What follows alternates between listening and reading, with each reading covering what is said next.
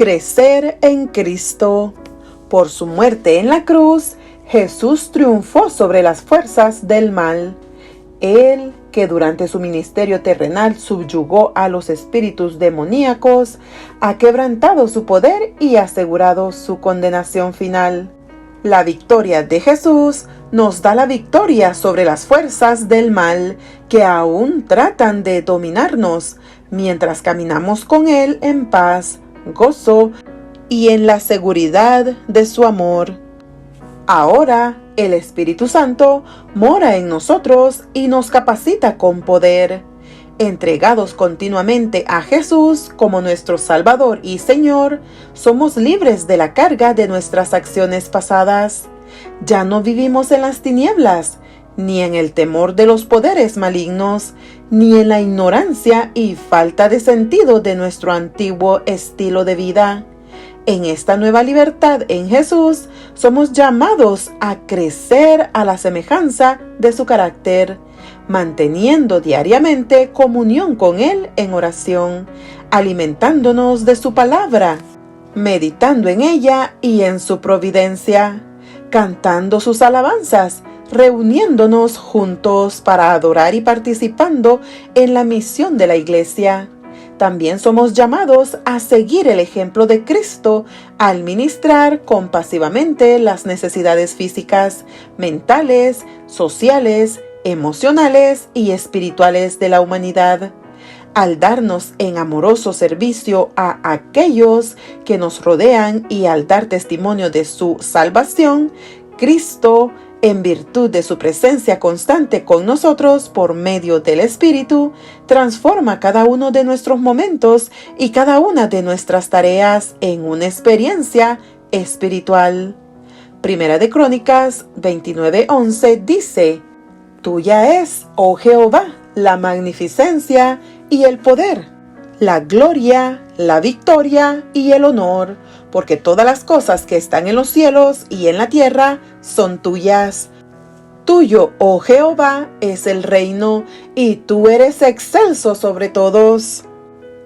Salmo 1:1 y 2 dice: Bienaventurado el varón que no anduvo en consejo de malos, ni estuvo en camino de pecadores, ni en silla de escarnecedores se ha sentado, sino que en la ley de Jehová está su delicia, y en su ley medita de día y de noche. Salmo 23:4 dice: Aunque ande en valle de sombra de muerte, no temeré mal alguno, porque tú estarás conmigo. Tu vara y tu cayado me infundirán aliento. Salmo 77:11 y 12 dice: Me acordaré de las obras de Jah. Sí, haré yo memoria de tus maravillas antiguas. Meditaré en todas tus obras y hablaré de tus hechos. Mateo 20, del 25 al 28, dice: Entonces Jesús, llamándolos, dijo: ¿Sabéis que los gobernantes de las naciones se enseñorean de ellas, y los que son grandes ejercen sobre ellas potestad? Mas entre vosotros no será así, sino que el que quiera hacerse grande entre vosotros será vuestro servidor, y el que quiera ser el primero entre vosotros será vuestro siervo. Como el Hijo del Hombre no vino para ser servido, sino para servir y para dar su vida en rescate por muchos. Capítulo 25, del 31 al 46, dicen: Cuando el Hijo del Hombre venga en su gloria, y todos los santos ángeles con él, entonces se sentará en su trono de gloria, y serán reunidas delante de él todas las naciones, y apartará los unos de los otros, como aparta el pastor las ovejas de los cabritos. Y pondrá ovejas a su derecha, y los cabritos a su izquierda. Entonces el rey dirá a los de su derecha: Venid, benditos de mi Padre, heredad del reino preparado para vosotros desde la fundación del mundo. Porque tuve hambre y me diste de comer, tuve sed y me diste de beber, Fui forastero y me recogiste, estuve desnudo y me cubristeis, enfermo y me visitasteis, en la cárcel y vinisteis a mí. Entonces los justos le responderán diciendo: Señor, ¿cuándo te vimos hambriento y te sustentamos, o sediento y te dimos de beber? ¿Y cuándo te vimos forastero y te recogimos, o desnudo y te cubrimos? ¿O cuándo te vimos enfermo o en la cárcel y vinimos a ti? Y respondiendo el rey les dirá: de cierto os digo que en cuanto lo hicisteis a uno de estos mis hermanos más pequeños, a mí lo hicisteis. Entonces dirá también a los de la izquierda: apartaos de mí, malditos, al fuego eterno preparado para el diablo y sus ángeles, porque tuve hambre y no me disteis de comer, tuve sed y no me disteis de beber, fui forastero y no me recogisteis, estuve desnudo y no me cubristeis, enfermo y en la cárcel y no me visitasteis. Entonces también ellos le responderán diciendo: Señor, ¿cuándo te vimos hambriento, sediento, forastero, desnudo, enfermo o en la cárcel y no te servimos? Entonces les responderá diciendo: de cierto os digo que en cuanto no lo hicisteis a uno de estos más pequeños, tampoco a mí lo hicisteis. E irán estos al castigo eterno, y los justos a la vida eterna. Lucas capítulo 10 del 17 al 20 dicen: volvieron los 70 con gozo diciendo: Señor, aún los demonios se nos sujetan en tu nombre. Y les dijo: yo veía a Satanás caer del cielo como un rayo. He aquí, os doy potestad de hollar serpientes y escorpiones, y sobre toda fuerza del enemigo, y nada os dañará. Pero no os regocijéis de que los espíritus se os sujetan, sino regocijaos de que vuestros nombres están escritos en los cielos.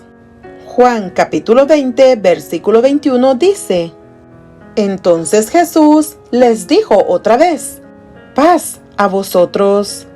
Como me envió el Padre, así también yo os envío.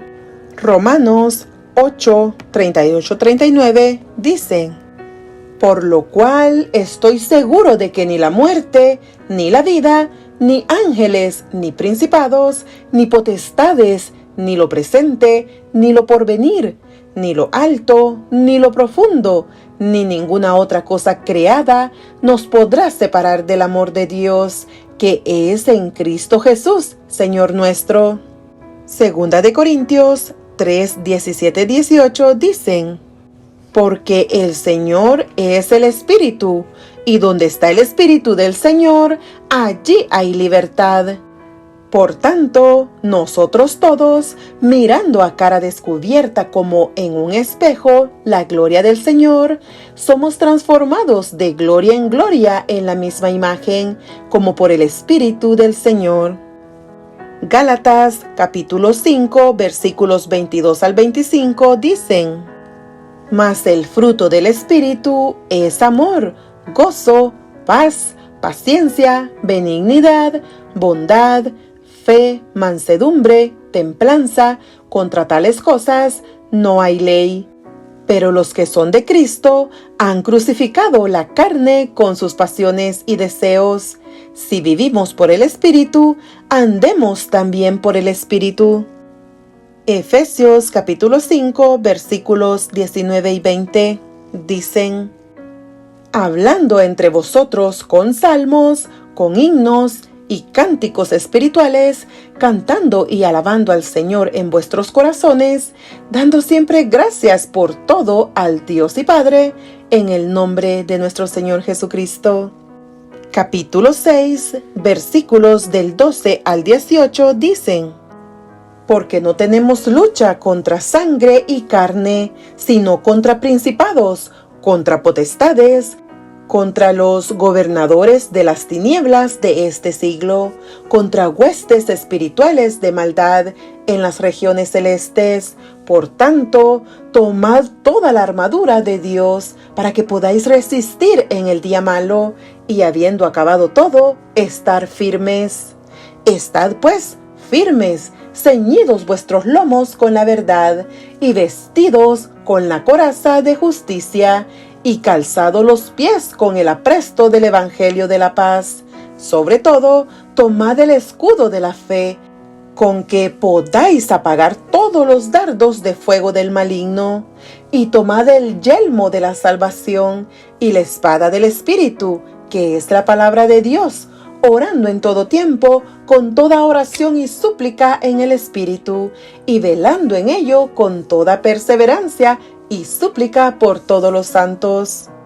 Filipenses capítulo 3, versículos del 7 al 14, dicen: Pero cuántas cosas eran para mí ganancia, las he estimado como pérdida por amor de Cristo, y ciertamente aún estimo todas las cosas como pérdida por la excelencia del conocimiento de Cristo Jesús, mi Señor, por amor del cual lo he perdido todo, y lo tengo por basura, para ganar a Cristo y ser hallado en Él, no teniendo mi propia justicia, que es por la ley, sino la que es por la fe de Cristo, la justicia que es de Dios por la fe, a fin de conocerle y el poder de su resurrección, y la participación de sus padecimientos, llegando a ser semejante a Él en su muerte, si en alguna manera llegase a la resurrección de entre los muertos.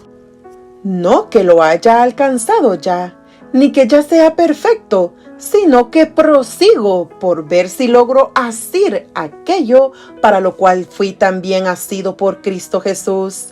Hermanos, yo mismo no pretendo haberlo alcanzado ya, pero una cosa hago, olvidando ciertamente lo que queda atrás y extendiéndome a lo que está delante, prosigo a la meta, al premio del supremo llamamiento de Dios en Cristo Jesús.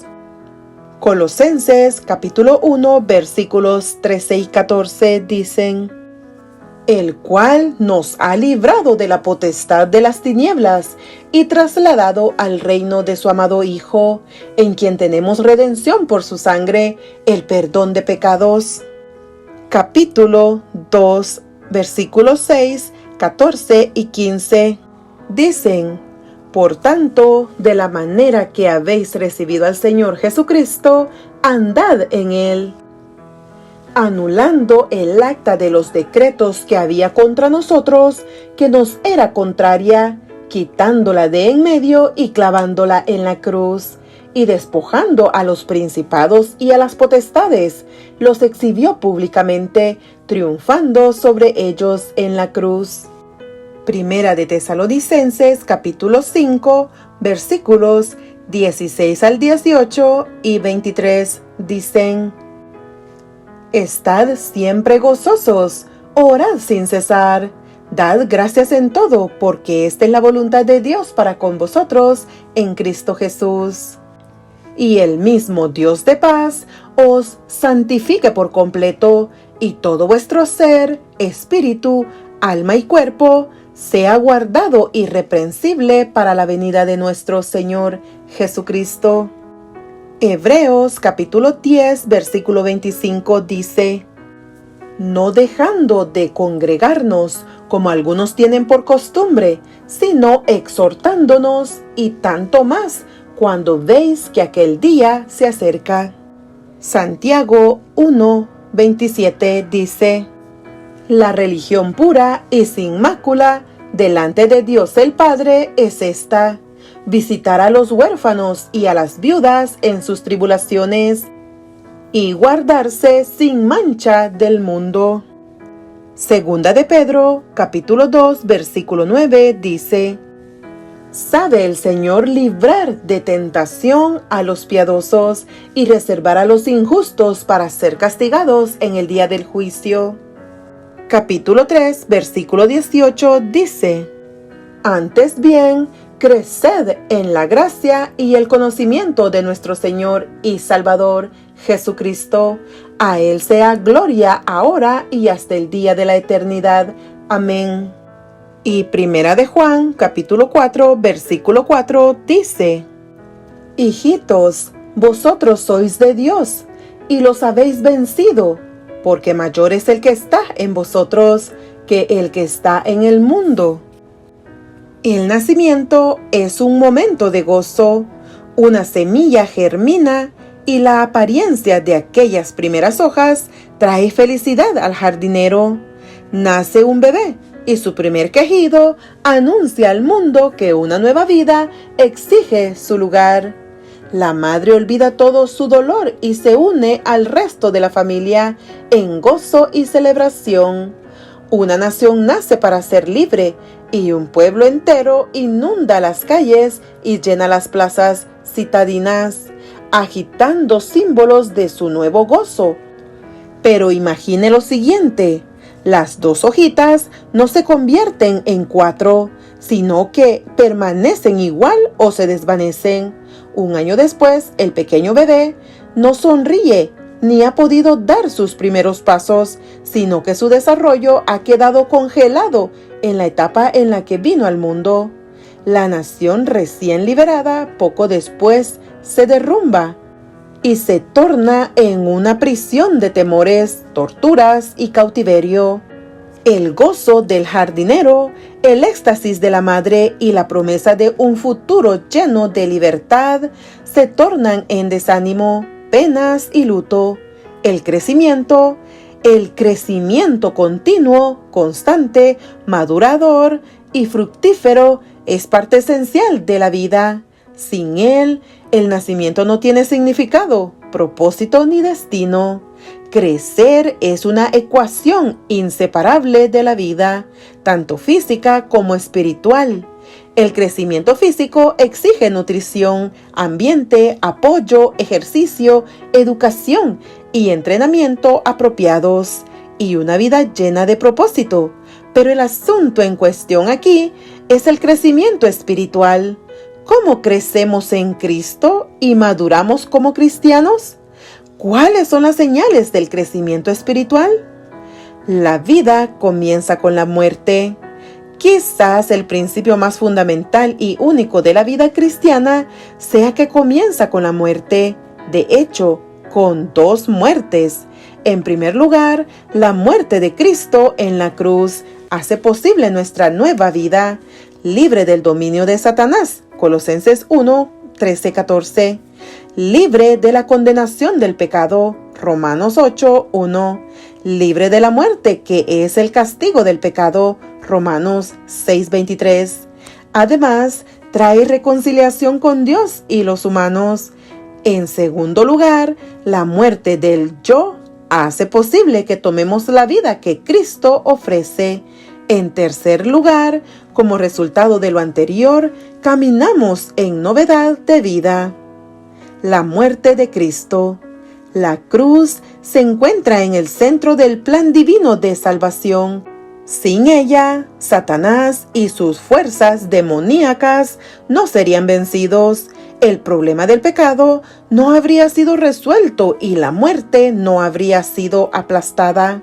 El apóstol nos dice: la sangre de Jesucristo, su Hijo, nos limpia de todo pecado. Primera de Juan 1:7. Porque de tal manera amó Dios al mundo, dice el pasaje más conocido de la Biblia.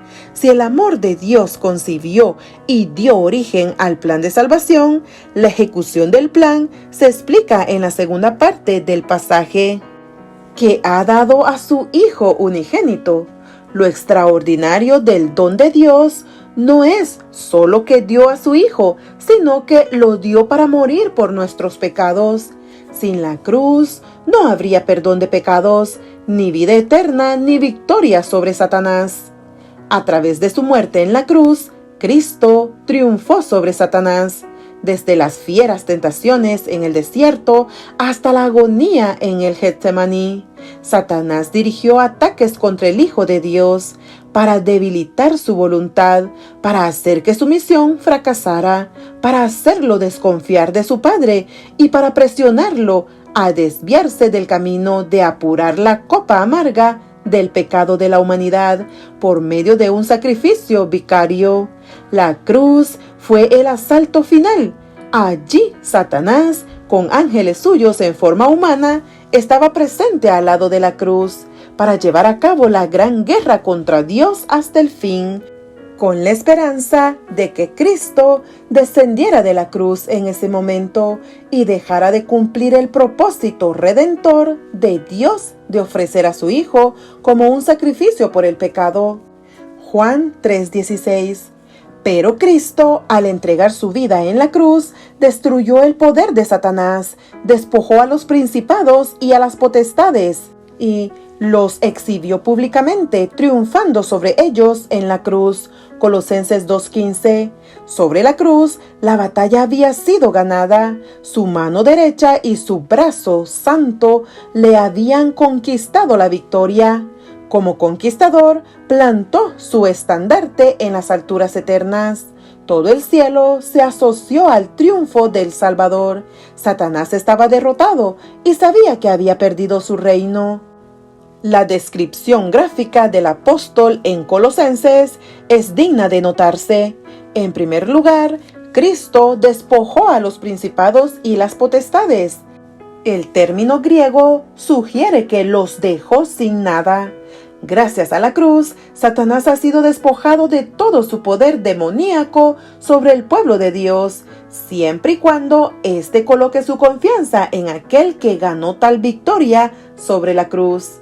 En segundo lugar, la cruz hizo de Satanás y sus colaboradores un espectáculo público ante el universo, quien una vez se ufanaba de que iba a ser como el Altísimo, Isaías 14:14. Ahora ha sido hecho un espectáculo cósmico de vergüenza y derrota. El mal ya no ejerce poder sobre los creyentes, los que han pasado del reino de las tinieblas al reino de la luz. Colosenses 1:13. En tercer lugar, la cruz ha asegurado la victoria final, escatológica, sobre Satanás, el pecado y la muerte.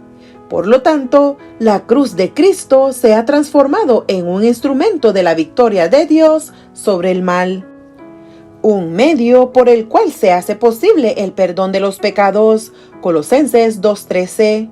Una exhibición cósmica de la reconciliación universal. 2 Corintios 5:19. La certeza de la posibilidad presente de una vida victoriosa y el crecimiento en Cristo, de manera que el pecado no reine sobre nuestra mente o nuestro cuerpo. Romanos 6:12. Y nuestra condición como hijos e hijas de Dios es garantizada. Romanos 8:14. Una certeza escatológica de que este mundo de maldad, el otrora usurpado dominio de Satanás, será purificado de la presencia y el poder del pecado. Apocalipsis 21:1. A cada paso en esta escalera de la redención y la victoria, vemos el cumplimiento de la profecía de Cristo mismo. Yo veía a Satanás caer del cielo como un rayo. Lucas 10:18. Cristo sobre la cruz es el acto redentor de Dios para el problema del pecado. Para que no olvidemos este hecho, Jesús afirmó que su sangre sería derramada para remisión de los pecados. Mateo 26:28. Ese derramamiento de sangre es crucial para la experiencia y la apreciación de la salvación. En un sentido, se refiere al pecado. El pecado es real. El pecado es costoso. La fuerza del pecado es tan inmensa y mortífera que el perdón de los pecados y la libertad de su poder y su culpa son imposibles sin la sangre preciosa de Cristo. Primera de Pedro 1:19. Esta verdad sobre el pecado debe decirse vez tras vez, porque vivimos en un mundo que niega la realidad del pecado o es indiferente al tema. Pero en la cruz confrontamos la naturaleza diabólica del pecado, que solo puede ser limpiado por la sangre derramada para remisión de los pecados. Mateo 26-28. Nunca olvidemos ni seamos indiferentes al hecho de que Jesús murió por nuestros pecados y que sin su muerte no habría perdón. Nuestros pecados fueron lo que llevó a Jesús a la cruz, según declara Pablo, porque Cristo, cuando aún éramos débiles, a su tiempo murió por los impíos. Dios muestra su amor para con nosotros, en que siendo aún pecadores, Cristo murió por nosotros. Romanos 5, 6 y 8. Elena de White dice: los pecados de los hombres descansaban pesadamente sobre Cristo, y el sentimiento de la ira de Dios contra el pecado estaba abrumando su vida. No podemos dejar de afirmar y proclamar la naturaleza sacrificial y sustitutiva de la muerte de Jesús, de una vez y para siempre. Ver Romanos 6:10 y Hebreos capítulo 7, versículo 27 y capítulo 10, versículo 10. No somos salvos por Cristo, el hombre bueno, Cristo, el hombre Dios, Cristo, el gran maestro, o por Cristo, el ejemplo impecable. Somos salvos por el Cristo de la cruz. Cristo fue tratado como nosotros merecemos, para que nosotros pudiésemos ser tratados como Él merece. Fue condenado por causa de nuestros pecados, en los que no había participado, con el fin de que nosotros pudiésemos ser justificados por medio de su justicia, en la cual no habíamos participado. Él sufrió la muerte que era nuestra, para que pudiéramos recibir la vida que era suya. Gracias a sus heridas fuimos sanados. La sangre de Jesús garantiza entonces el perdón de los pecados y lanza la semilla de la novedad del crecimiento. Uno de los primeros aspectos de esta novedad y este crecimiento en la vida cristiana es la reconciliación. La cruz es el instrumento de Dios para efectuar la reconciliación del ser humano con Él. Dios estaba en Cristo, dice el apóstol Pablo, reconciliando consigo al mundo. Segunda de Corintios, capítulo 5, versículo 19. Debido a lo que Él hizo en la cruz, somos capaces de permanecer ante Dios sin pecado y sin temor. Lo que nos separaba de Dios ha sido quitado. Cuanto está lejos el oriente del occidente, hizo alejar de nosotros nuestras rebeliones. Salmo 103, 12. El hombre en la cruz ha abierto un nuevo camino a la presencia misma de Dios. Consumado es, anunció en la cruz, y entonces animó a sus seguidores a que entraran en una comunión permanente con Dios. La reconciliación con Dios inmediatamente nos aboca a la segunda fase del proceso de crecimiento redentor, la reconciliación con otros seres humanos. Uno de los aspectos más hermosos de la cruz es la variedad de personas que se reunió a su alrededor. No todos eran admiradores de Jesús. No todos eran santos. Pero observe quiénes eran. Había egipcios orgullosos de su habilidad comercial, romanos que se ufanaban de su civilización y su cultura, griegos que se especializaban en los estudios, judíos que se consideraban el pueblo escogido de Dios, fariseos que pensaban que eran los escogidos dentro de los escogidos, saduceos que se creían puros en la doctrina, esclavos que buscaban libertad, hombres libres que disfrutaban del lujo del ocio, hombres, mujeres y niños. Pero la cruz no hizo distinción entre todos estos, los juzgó a todos como pecadores, les ofreció a todos el camino divino de la reconciliación. Al pie de la cruz, la tierra es plana, todos se acercan y nada divide ya a la humanidad. Se lanza una nueva hermandad, comienza una nueva comunión.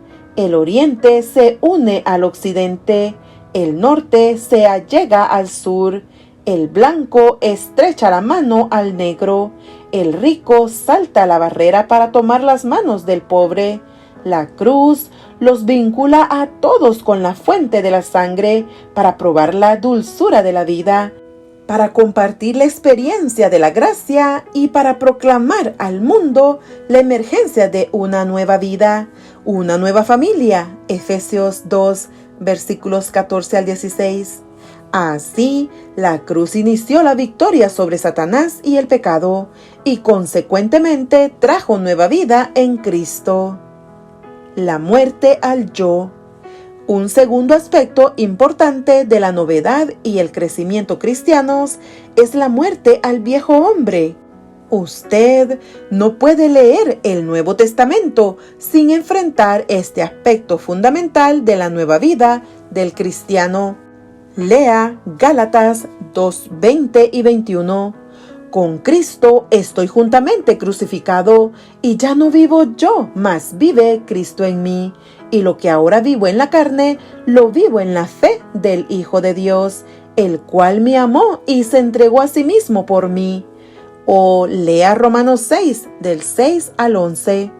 Nuestro viejo hombre fue crucificado juntamente con él, para que el cuerpo del pecado sea destruido, a fin de que no sirvamos más al pecado.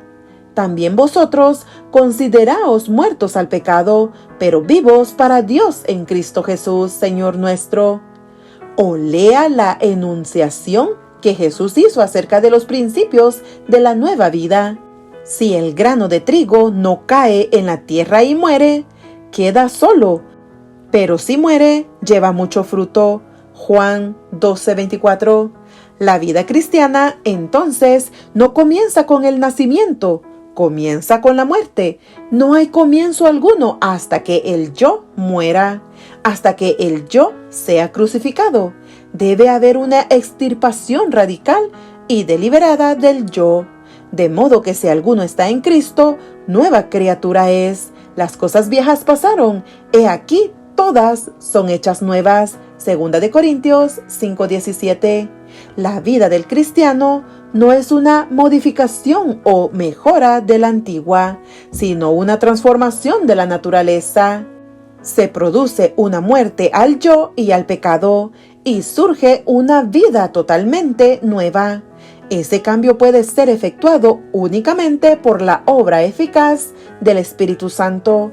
El apóstol subraya tanto la muerte al pecado como la resurrección a una nueva vida por medio de la experiencia del bautismo.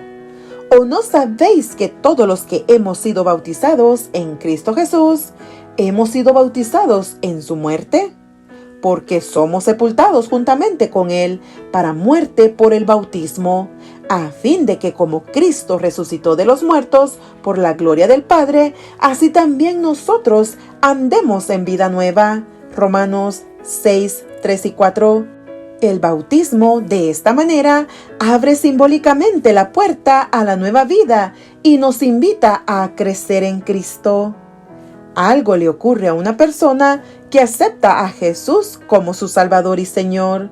Simón el vacilante se torna en Pedro el valiente. Saulo el perseguidor se convierte en Pablo el proclamador. Tomás el dudoso se convierte en el misionero a nuevas tierras. La cobardía cede su lugar a la valentía. La incredulidad cede a la antorcha de la fe. Los celos son ahogados por el amor. El interés propio se desvanece ante la preocupación por el prójimo. El pecado no halla lugar en el corazón.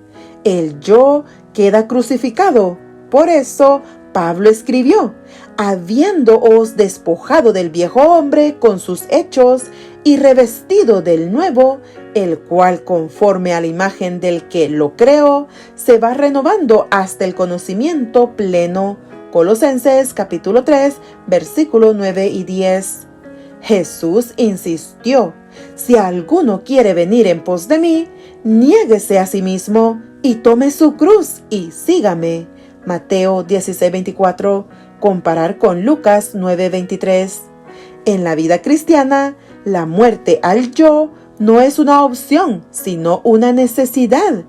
La cruz y sus atributos, tanto los inmediatos como los finales, deben confrontar el discipulado cristiano y exigir una respuesta absoluta. El poderoso comentario de Dietrich Bonhoeffer es digno de notarse. Si nuestro cristianismo ha dejado de considerar seriamente el discipulado, si hemos diluido el evangelio hasta convertirlo en una elevación emocional que no hace demandas costosas y que no distingue entre la existencia natural y la cristiana, entonces hemos de considerar la cruz como una calamidad ordinaria de todos los días, como si fuese una de las pruebas y tribulaciones de la vida. Cuando Cristo llama a un hombre, le pide que venga y muera. Es siempre la misma muerte, la muerte en Jesucristo, la muerte del viejo hombre cuando se lo llama. Por lo tanto, el llamamiento a la vida cristiana es un llamado a la cruz, a negar continuamente al yo, su deseo persistente de ser su propio Salvador, y adherirse totalmente al hombre de la cruz, para que nuestra fe no esté fundada en la sabiduría de los hombres, sino en el poder de Dios. 1 Corintios 2:5. Vivir una nueva vida. Un tercer aspecto del crecimiento en Cristo es vivir la nueva vida. Uno de los grandes malentendidos de la vida cristiana es que la salvación es un don gratuito de la gracia de Dios y que eso es todo. No es así. Sí, es verdad que en Cristo tenemos redención por su sangre, el perdón de pecados según las riquezas de su gracia, Efesios 1:7.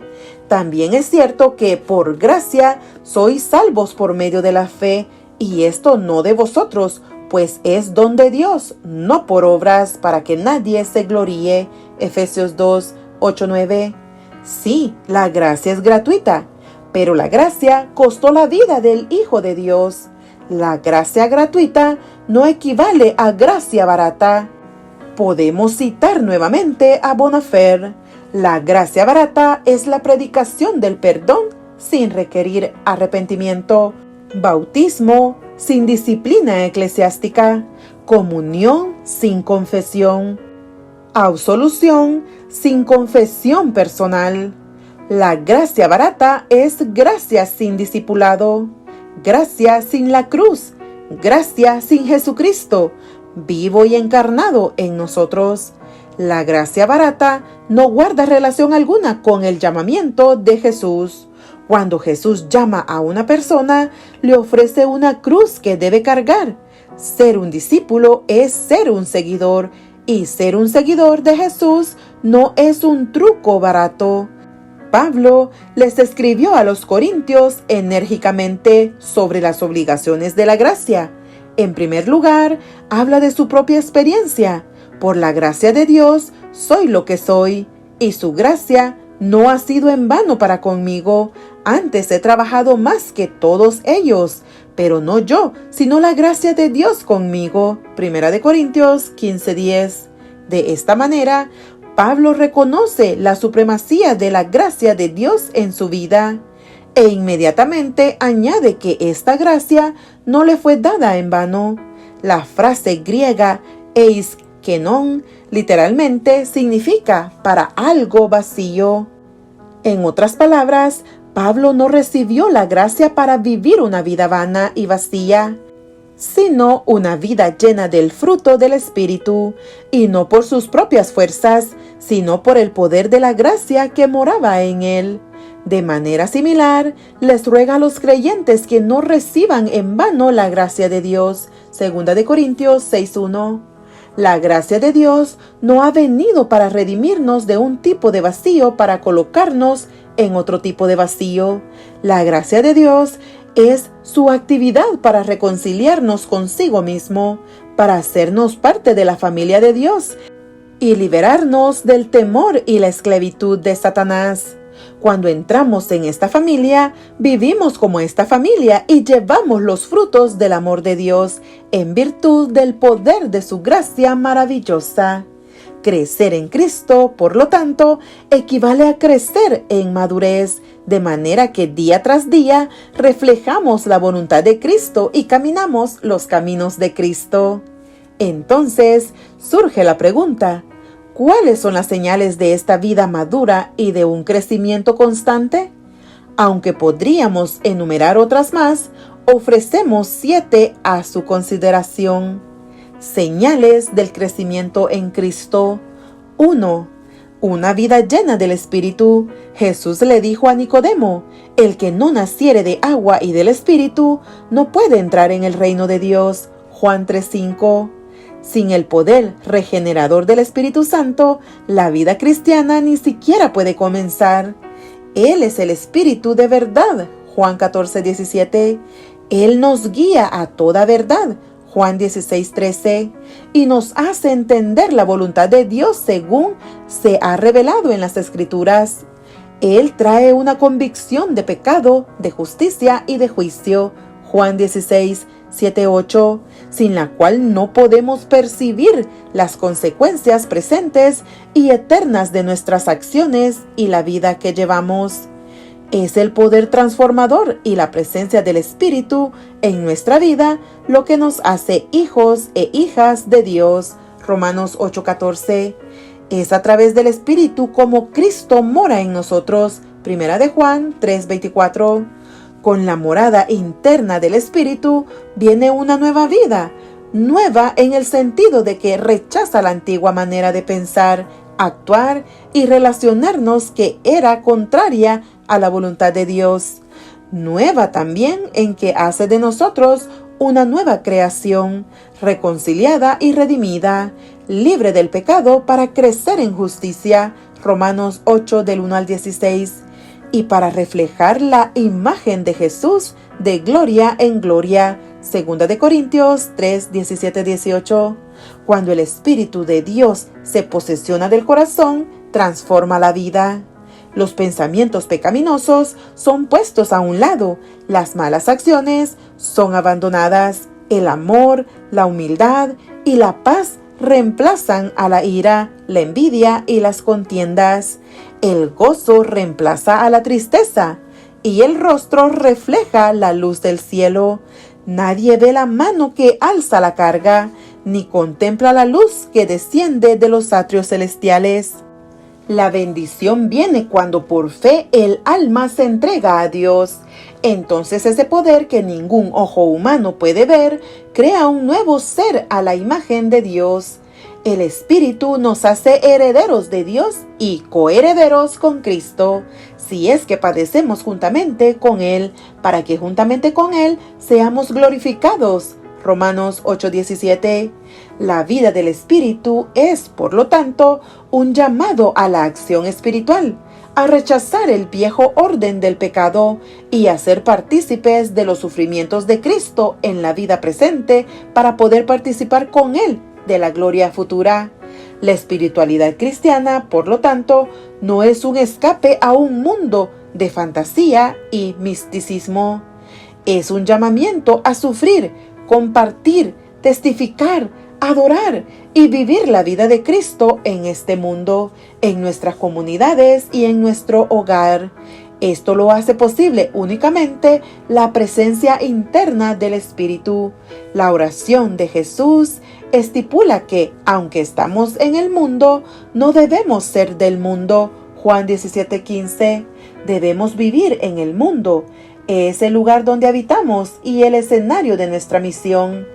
Pero no pertenecemos al mundo porque nuestra ciudadanía y nuestra esperanza están en el mundo venidero. Filipenses 3:20. Pablo describe esta vida habilitada por el Espíritu como una vida que crece y madura. Tal madurez rechazará las obras de la carne, adulterio, fornicación, inmundicia, lascivia, idolatría, hechicerías, enemistades, pleitos, celos, iras, contiendas, disensiones, herejías, envidias, homicidios, borracheras, orgías y cosas semejantes a estas. Gálatas capítulo 5 del 19 al 21. En contraste, aceptará y producirá el fruto del Espíritu: amor, gozo, paz, paciencia, benignidad, bondad, fe, mansedumbre, templanza. Gálatas capítulo 5, 22 y 23. 2. Una vida de amor y unidad.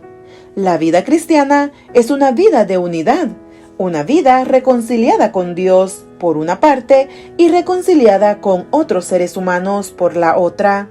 La reconciliación es la sanidad de una brecha en las relaciones. Y la causa primaria de esta brecha es el pecado. El pecado nos ha separado de Dios, Isaías 59:2, y ha resquebrajado a la humanidad en una multitud de facciones, según raza, etnia, sexo, nacionalidad, color, casta, tribu, etc. El Evangelio de Jesús trata con este problema del pecado y todos los factores divisivos asociados con este, y crea un nuevo orden de unidad y reconciliación. Por eso Pablo pudo decir: Dios nos reconcilió consigo mismo por Cristo, 2 Corintios 5:18. A raíz de esta reconciliación nace una nueva comunidad, una comunidad redimida marcada por la unidad vertical con Dios y la unidad horizontal con otros seres humanos. De hecho, esta vida de amor y unidad es la esencia del Evangelio. ¿No dijo Jesús tal cosa en su oración sumo sacerdotal? Que todos sean uno, como tú, oh Padre, en mí y yo en ti, que también ellos sean uno en nosotros, para que el mundo crea que tú me enviaste. Juan 17:21. La entera misión redentora de Jesús y el poder de su evangelio claman por vindicación en el amor y una unidad que debe ligar a los miembros de la comunidad redimida. No hay crecimiento cristiano sin tales amor y unidad. Y donde prevalecen esta unidad y este amor, todas las paredes divisivas entre los pueblos se derrumbarán.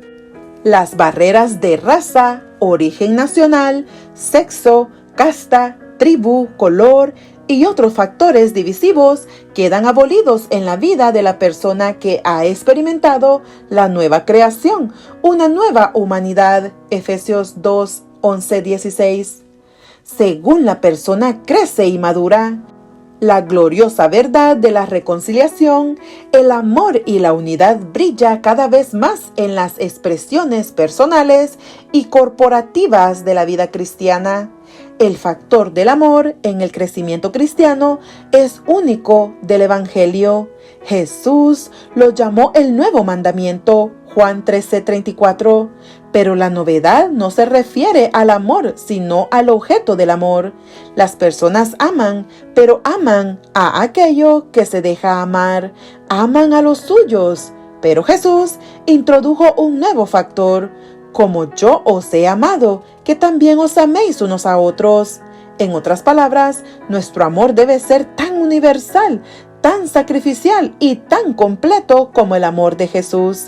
El nuevo amor no erige barreras, es inclusivo, ama incluso al enemigo. De ese tipo de amor depende toda la ley y los profetas. Mateo 22, 36 al 40. El mandato de amar a nuestro prójimo no deja lugar a modificaciones. No elegimos a quién hemos de amar, se nos llama a amar a todos. Como hijos de un mismo Padre, se espera que nos amemos los unos a los otros. En la parábola del buen samaritano, Cristo ha mostrado que nuestro prójimo no es meramente quien pertenece a la misma iglesia o fe que nosotros. No tiene que ver con cuestiones de raza, color o clase social. Nuestro prójimo es toda persona que necesita nuestra ayuda. Nuestro prójimo es toda alma que está herida y magullada por el adversario. Nuestro prójimo es todo aquel que pertenece a Dios. El verdadero amor al prójimo penetra el color de la piel y nos confronta con la humanidad de la persona. Se niega a refugiarse bajo una casta y contribuye al enriquecimiento del alma. rescata la dignidad de la persona de los prejuicios de la deshumanización, libra el destino humano del materialismo filosófico. En efecto, el amor genuino ve en cada rostro la imagen de Dios, ya sea potencial, latente o real. Un cristiano maduro, en crecimiento, poseerá este tipo de amor, que en realidad constituye la esencia de toda unidad cristiana. 3. Una vida de estudio. El alimento de un elemento esencial para el crecimiento físico. El funcionamiento de cualquier organismo vivo requiere una nutrición adecuada y constante. Así también es en la vida espiritual. Pero, ¿dónde encontramos el alimento espiritual? Principalmente en dos fuentes: la comunión constante con Dios mediante el estudio de su palabra y el cultivo de una vida de oración. En ninguna parte es tan claramente expresada la importancia de la palabra de Dios para la vida espiritual como en las palabras mismas de Jesús. No solo de pan vivirá el hombre, sino de toda palabra que sale de la boca de Dios. Mateo 4:4. Jesús nos da un ejemplo perfecto de cómo usó la palabra. Cuando enfrentó a Satanás, Jesús hizo frente a Satanás con las palabras de la Escritura. Dijo: escrito está. En toda tentación, el arma de su lucha era la palabra de Dios. Satanás exigía de Cristo un milagro como señal de su divinidad, pero aquello que es mayor que todos los milagros, una firme confianza en un "así dice Jehová", era una señal que no podía ser controvertida. Mientras Cristo se mantuviera en esa posición, el tentador no podría obtener ventaja alguna. Sucede lo mismo con nosotros. El salmista dice: en mi corazón he guardado tus dichos para no pecar contra ti. Salmo 119:11. Añada a esto la promesa provista por el apóstol: porque la palabra de Dios es viva y eficaz, y más cortante que toda espada de dos filos, y penetra hasta partir el alma y el espíritu, las coyunturas y los tuétanos, y discierne los pensamientos y las intenciones del corazón. Hebreos 4:12. Cuando el cristiano utiliza esta afilada espada de dos filos del Espíritu para repudiar los ataques de Satanás, se encuentra en el bando vencedor. El creyente es habilitado para penetrar y cortar a través de cada obstáculo a su desarrollo espiritual, para discernir entre el bien y el mal, de manera que puede escoger consistentemente lo correcto, y para distinguir entre la voz de Dios y los susurros del diablo. Por eso es que la palabra de Dios es una herramienta irreemplazable para el crecimiento espiritual. Pablo escribió que toda la Escritura es inspirada por Dios y útil para enseñar, para redarguir, para corregir, para instruir en justicia, a fin de que el hombre de Dios sea perfecto, enteramente preparado para toda buena obra. Segunda de Timoteo, capítulo 3, versículos 16 y 17. ¿Desea usted crecer en la comprensión de la verdad y la doctrina? ¿Desea saber cómo mantener su alma enfilada hacia Dios? ¿Desea saber lo que Dios tiene en mente para usted hoy, mañana y el día siguiente? ¿Quiere resistir a Satanás y la miríada de métodos que utiliza para atacarlo? Use su Biblia. Estúdiela diariamente. Acérquese a ella en oración. No hay una manera mejor de conocer la voluntad de Dios, buscar sus caminos y experimentar su victoria. 4. Una vida de oración. Dios nos habla a través de su palabra. Conocer su voluntad es parte del crecimiento espiritual, parte de la comunicación con Él. La oración es otro aspecto de la comunión con Dios y del proceso de crecer en Él. Si la palabra de Dios es el pan que nutre nuestra alma, la oración es el aliento que la conserva viva. La oración es hablar con Dios, escuchar su voz, arrodillarse arrepentido y levantarse fortalecido por el poder divino. Esto no demanda nada de nosotros mismos, excepto que neguemos nuestro yo, descansemos en su fortaleza y esperemos en Él. De ese descanso fluye el poder con el que podemos caminar con Cristo y pelear la batalla espiritual. La oración del Getsemaní aseguró la victoria de la cruz. Pablo considera la oración como algo tan importante en la vida y en el crecimiento cristianos que menciona 6 principios fundamentales.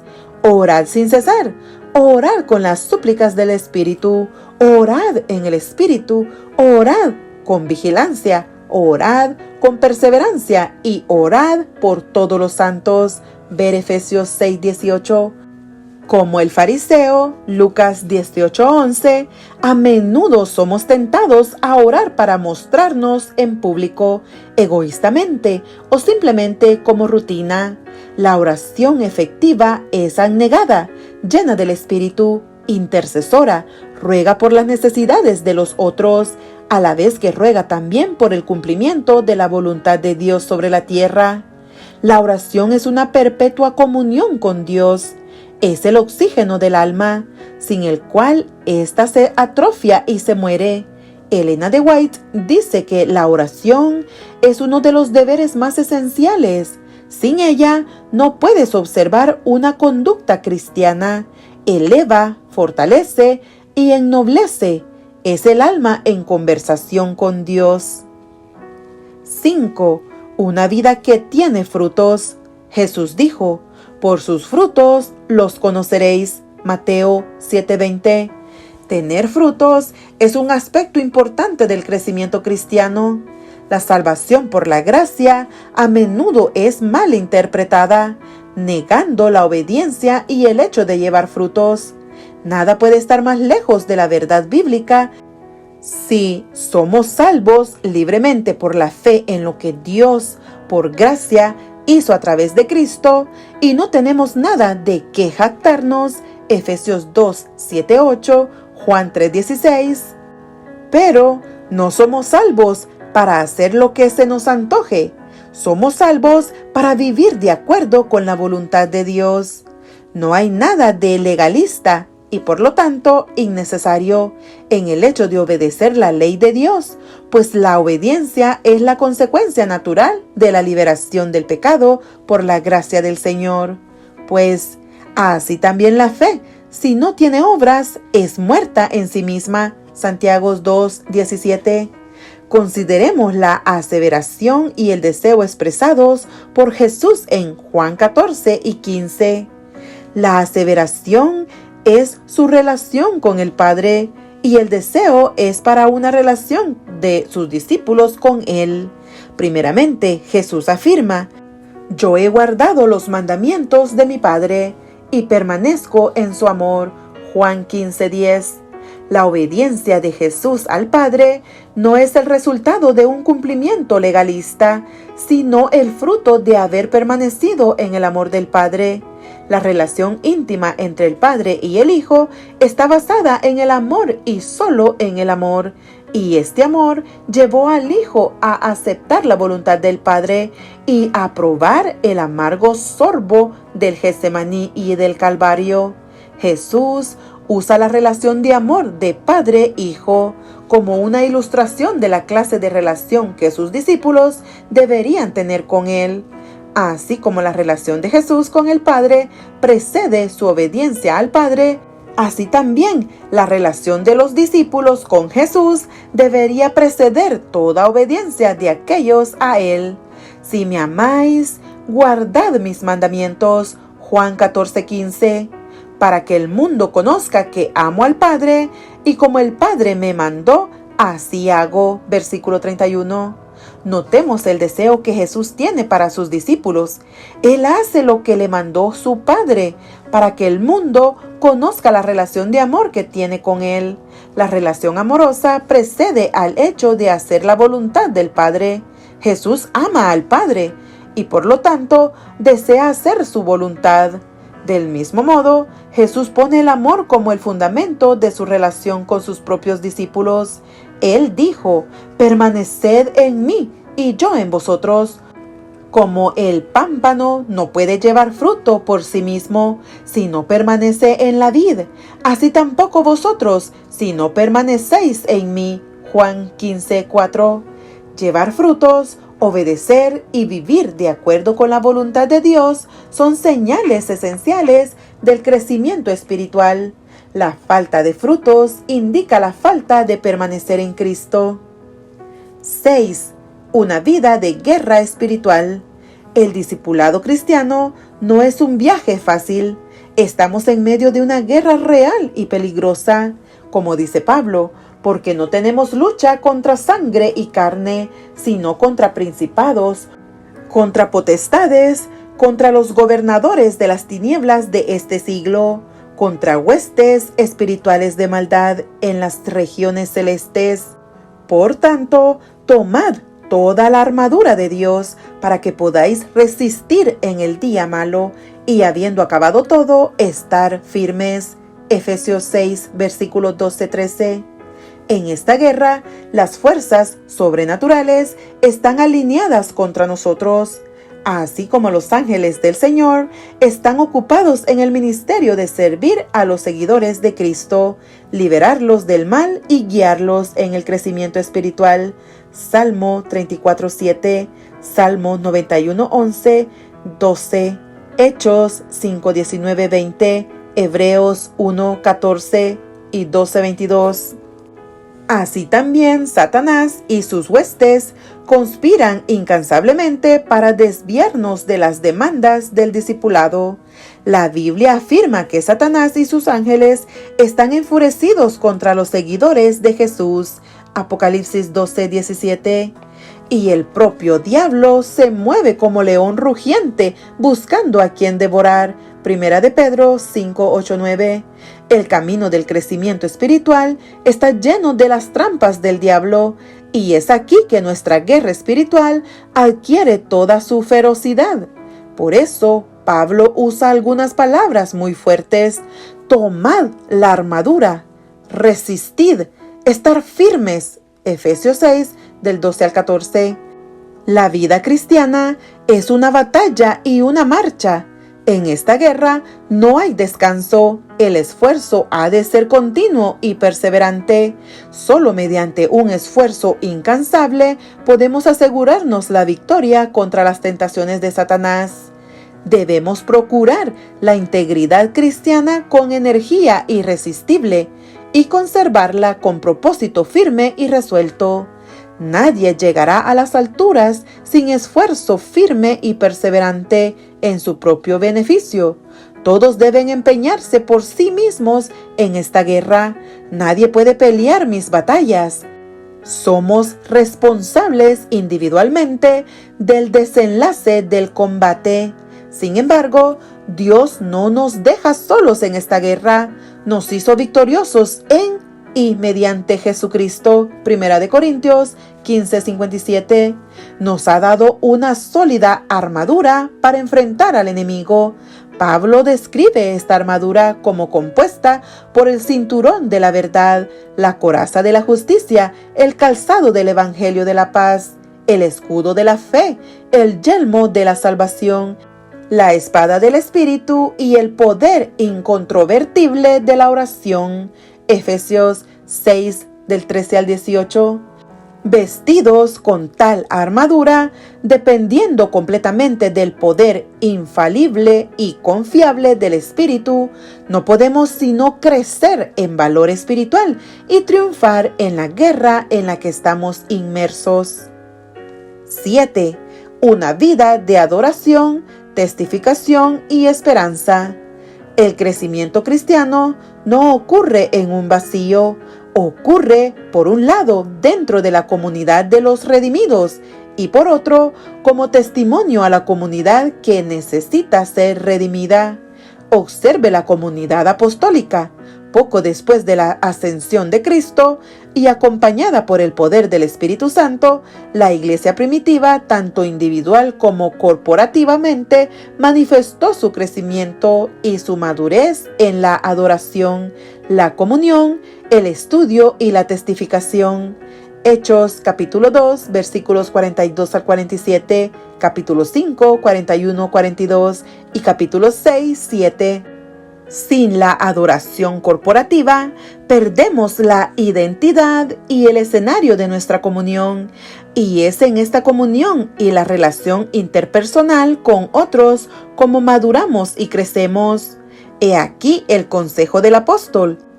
Y considerémonos unos a otros para estimularnos al amor y a las buenas obras, no dejando de congregarnos como algunos tienen por costumbre, sino exhortándonos, y tanto más cuando veis que aquel día se acerca. Hebreos capítulo 10, versículo 24 y 25.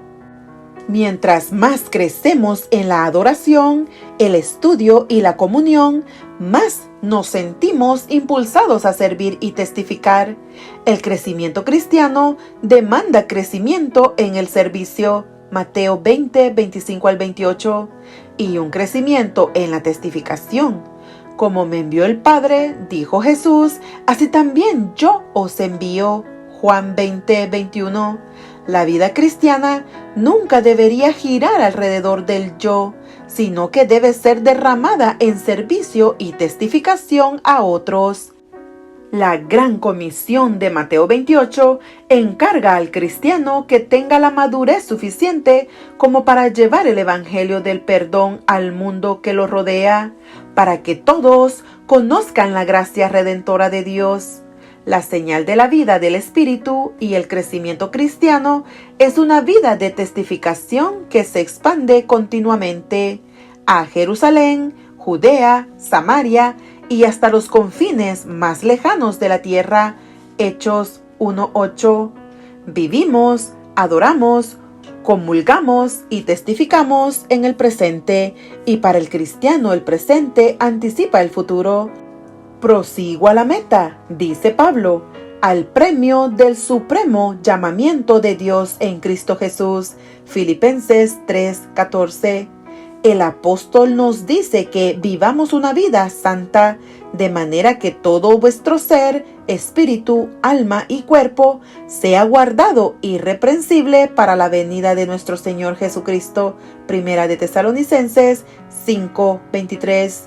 Crecer en Cristo, por lo tanto, es crecer en su amor, en su santificación y en la testificación.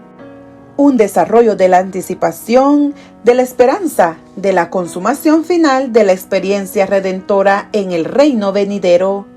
Para el alma humilde y creyente, la casa de Dios en la tierra es la puerta del cielo. El canto de alabanza, la oración, las palabras pronunciadas por los representantes de Cristo son los agentes designados por Dios para preparar un pueblo para la iglesia celestial, para aquel culto más sublime en el que no podrá entrar nada que corrompa.